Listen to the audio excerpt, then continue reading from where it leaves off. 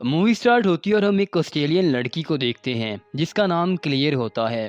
Clear एक photographer है जो बर्लिन में अपने काम के सिलसिले में आती है। बर्लिन में ठहरने के लिए वो एक होटल में रुकती है और रात में उसे कुछ दोस्त मिलते हैं, जिसके बाद वो सब लोग सुबह तक खूब इंजॉय करते हैं। अगले दिन क्लेयर जब कैमरा लेकर बर्लिन में घूम रही होती है तभी उसे वहाँ पर लाइब्रेरी नज़र आती है और उसके अंदर जाती है। वो वहाँ पर उसे स्केच वाली एक मैगज़ीन काफ़ी पसंद आती है और वो उसे ले लेती है। मगर क्यों? जब वो वापस आ रही होती है तो इसकी टक्कर आदमी से होती है, जिसकी वजह से इसकी सारी बुक्स गिर जाती हैं और इसका नाम एंडी होता है। ये हमारी मूवी का लीड कैरेक्टर है। ये क्लेयर से काफ़ी अच्छे से बातचीत करता है और क्लेयर भी इससे बात करते हुए चलने लग पड़ती है। दोनों में काफ़ी देर तक बातचीत होती रहती है। एंडी इसे पार्क पर लेकर आता है और इसे बताता है कि वो एक टीचर है। वो क्लेयर से भी पूछता है कि वो क्या करती है। इस बात पर क्लेयर उसे बताती है कि वो एक फ़ोटोग्राफ़र है और बर्लिन में अपने काम के लिए आई है। अब क्लेयर भी उस शहर में अकेली थी, तो उसे एंडी का साथ काफ़ी अच्छा लगने लग जाता है और वो दोनों पूरे दिन शहर को एक्सप्लोर करते हैं।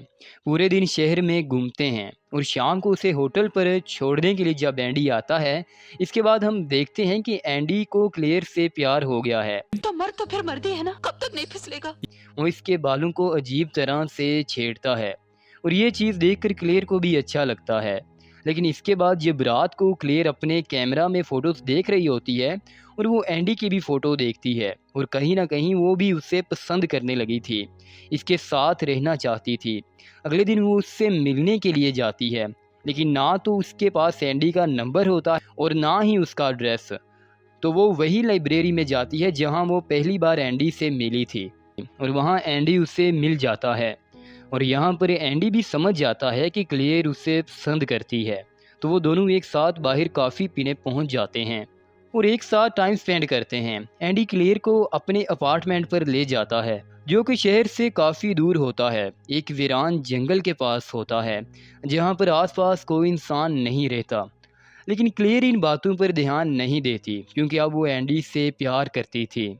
वो दोनों घर के अंदर जाते हैं और एंडी अजीब हरकतें करने लगता है, बट क्लेयर इसे फिर भी इग्नोर कर देती है और अब दोनों एक दूसरे की आग बुझाते हैं और ये रात निकल जाती है।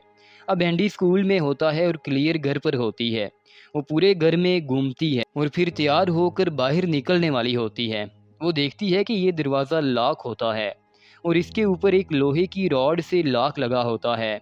तो ये देखकर काफ़ी एक तरह से हैरान हो जाती है और हम देखते हैं कि इसके अलावा घर में एक और रूम है जो कि खाली रूम होता है, लेकिन इसमें भी लॉक लगा होता है। तो वो इसको भी सीरियस नहीं लेती। वो सोचती है कि हो सकता है कि एंडी घर की चाबियां भूल गया हो उसे देना, और सारा दिन क्लेयर उसी घर में गुजारती है। और जब शाम को एंडी घर पर आता है तो वो उसे पूछती है कि क्या वो कीज़ भूल गया था। तो वो बोलता है कि हाँ, मुझे लगा मैं यहाँ छोड़ कर चला गया हूँ, लेकिन मैं भूल गया था। क्लेयर उसे मजाक में बोलती है कि मुझे तो लगा कि तुमने मुझे यहाँ जानबूझकर कैद करके रखा है। और एंडी ऐसे रिएक्ट करता है कि उसे कुछ पता ही नहीं है और वो बहुत ही शरीफ और अच्छा इंसान है। हर शरीफ इंसान पर ट्रस्ट नहीं करना चाहिए, नवाज शरीफ की तरह। इसके बाद वो दोनों एक दूसरे का बिस्तर गर्म करते हैं। सुबह क्लेयर इसको जाने से पहले पूछती है कि कीज़ कहाँ हैं। वो बोलता है कि टेबल पर पड़ी हुई हैं और कीज़ देखकर क्लेयर फिर से सो जाती है। जब सोकर उठती है तो उसे एक फ़ोटो मिलती है। इसकी अपनी तस्वीर होती है और इसके शोल्डर पर लिखा होता है माइन। ये देखकर उसे काफ़ी अजीब लगता है और कीज़ लेकर वो डोर ओपन करने लगती है। लेकिन दोस्तों, यहाँ पर जो कीज़ होती हैं वो गलत होती हैं। वो गलत चाबियाँ एंडी उसे देकर गया था और अब क्लियर समझ जाती है कि यहाँ पर कुछ ना कुछ गड़बड़ है, क्योंकि वो डोर ओपन नहीं कर पा रही थी। उसे पता चल जाता है कि एंडी ने उसे यहाँ जानबूझकर कैद किया है। इसके बाद वो अपना मोबाइल फ़ोन चेक करती है तो उसकी बैटरी लो होती है। उसके बाद जब वो अपना मोबाइल फ़ोन चार्ज पर लगाती है तो वो देखती है कि उसके फ़ोन में सिम कार्ड ही गायब हो गया है। ये देखकर वो पूरी तरह से घबरा जाती है और विंडो को तोड़ने की कोशिश करती है। पहला ग्लास तो टूट जाता है, लेकिन उसकी जो पीछे ग्लास होता है वो टूट नहीं रहा होता।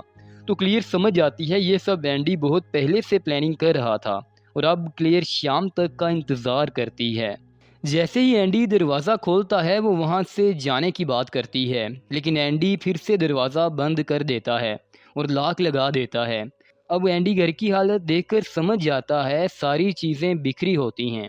वो समझ जाता है कि क्लेयर को सब कुछ पता चल गया है और क्लेयर इससे पूछती है कि ये सब क्या चल रहा है।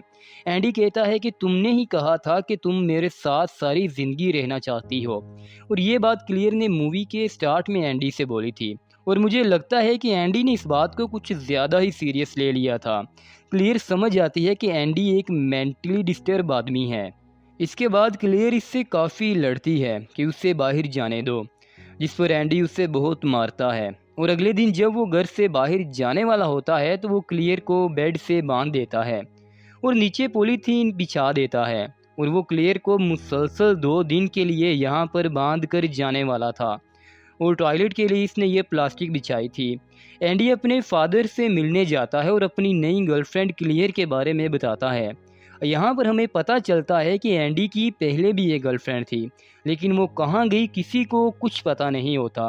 वो शाम को घर आता है तो क्लियर को देखता है, जिसकी हालत बहुत ही ज़्यादा ख़राब थी। एंडी उसके लिए एक पज़ल लेकर आता है और बोलता है कि मैंने तुम्हारी मॉम को मैसेज कर दिया है कि तुम ठीक हो। इस बात पर क्लेयर उससे बोलती है कि वो ठीक नहीं है। अगले दिन एंडी जब उसे बांधने वाला होता है बेड से, तो क्लेयर उसे बोलती है कि वो उसे ना बांधे क्योंकि घर का लॉक लगा हुआ है, वो वहाँ से कहाँ जाएगी। तो इस बात से एंडी उसे नहीं बांधता, और जब एंडी वहाँ से चला जाता है तो क्लेयर उसी घर से बाहर जाने का रास्ता ढूंढने लगती है। तभी उसे सोफे के नीचे से एक स्क्रू ड्राइवर मिलता है और उसे अपने पास वो रख लेती है। जब शाम को एंडी घर पर आता है तो क्लेयर उसे शो कर रही होती है कि वो इसके साथ घर में बहुत खुश है, और वो पज़ल भी सॉल्व कर रही होती है, और पज़ल सॉल्व करने के लिए एंडी की मदद भी मांगती है।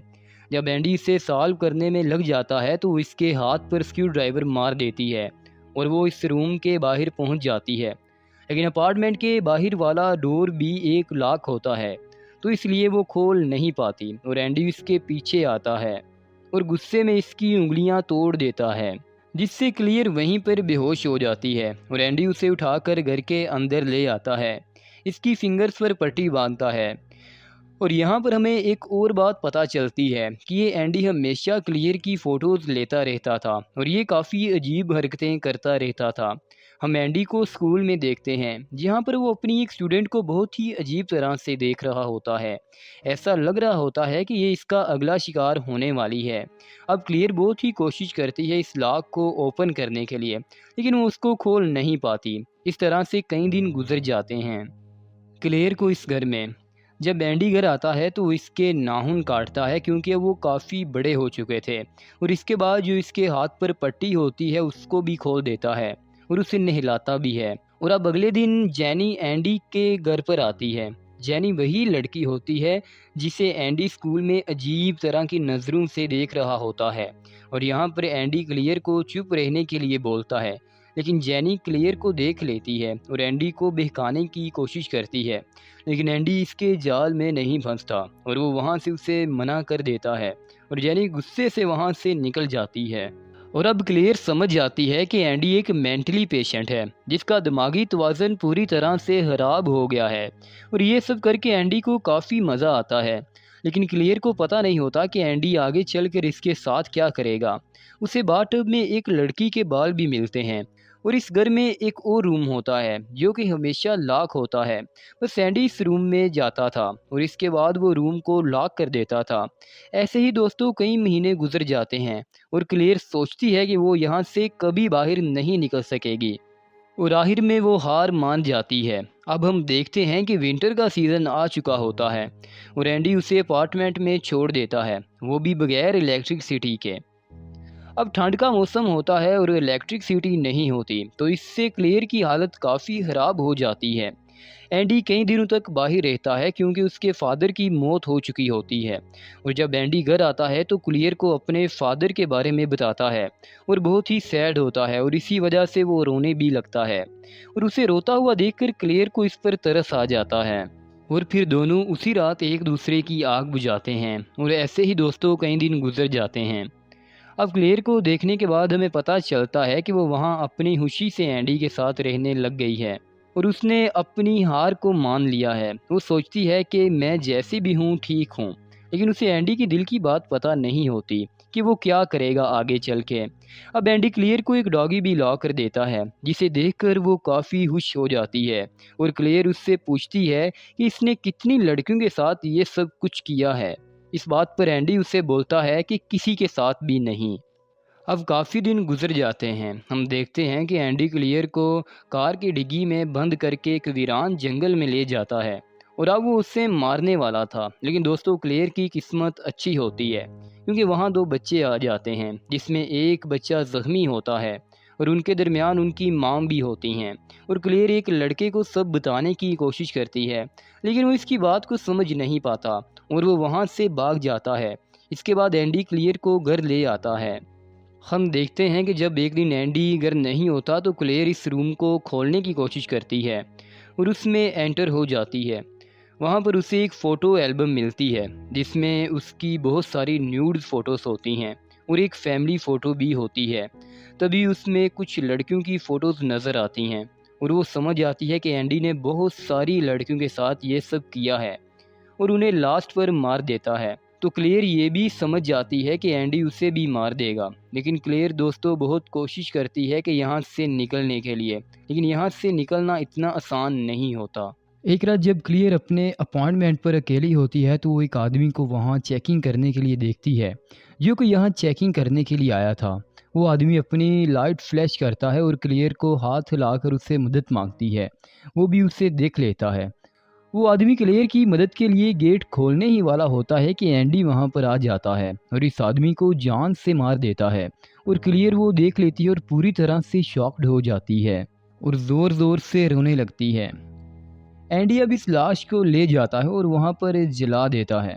एक दिन क्लेयर देखती है कि एंडी कुछ बच्चों की नोटबुक लेकर घर पर आया है, तो वो प्लान बनाती है कि वो जेनी की नोटबुक में अपनी एक पिक्चर रख देगी, जिससे उसको पता चल जाएगा कि एंडी ने इसे कैद करके रखा है और वो इसकी मदद के लिए यहाँ आ सके।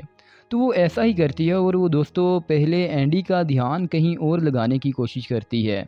वो चूल्हे में अपना हाथ जला देती है और फिर जेनी की नोटबुक में अपनी पिक्चर रख देती है और अगले दिन जब जेनी अपनी नोटबुक खोलती है तो उससे वो फ़ोटो मिल जाती है। वो समझ जाती है कि क्लियर खतरे में है।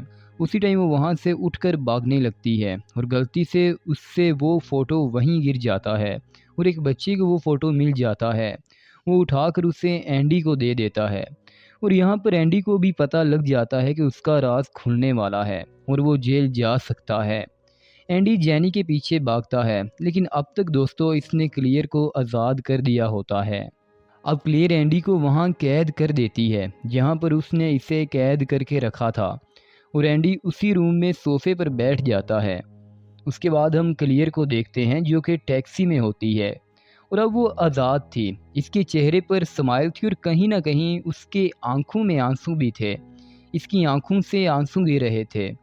यहीं पर मूवी का इख्तिताम हो जाता है। दोस्तों थैंक्स फॉर वाचिंग, और अगर आपको ये वीडियो पसंद आई है तो प्लीज़ हमारा चैनल ज़रूर सब्सक्राइब कर दें और अपनी फीडबैक का इजहार ज़रूर करें। इससे हमें आइडिया होता है कि आइंदा हमने किस तरह की वीडियोज़ अपलोड करनी है। Peace out.